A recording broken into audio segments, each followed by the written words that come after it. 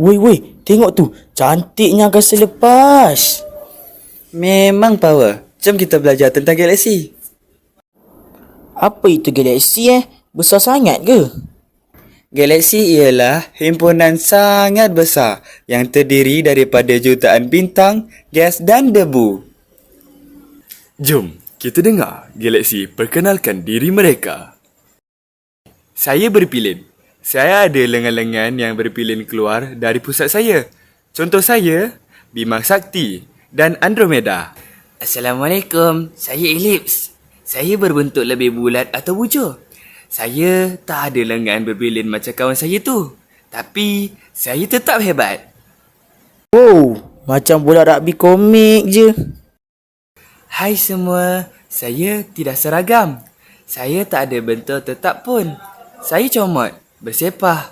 Tapi, tetap menarik dan unik. Comot, tapi comel. Macam bilik aku lepas exam. Hai kawan-kawan, saya Bima Sakti. Saya galaksi berpilin sederhana besar dan saya rumah kepada sistem suria, termasuk bumi yang awesome. Wah, jadi kita duduk dalam Bima Sakti? Terima kasih semua galaksi. Korang the best. Tak sabar nak teroka lebih banyak lagi. Masing-masing galaksi pun ada personaliti sendiri. Alam semesta ni besar sangat. Kita kecil je, tapi masih diamatikan. Jangan lupa jaga bumi ya. Satu-satu planet yang ada nasi lemak. Hehehe.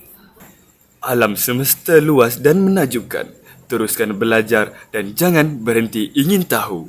Jom teroka, jom belajar, jom jadi saintis.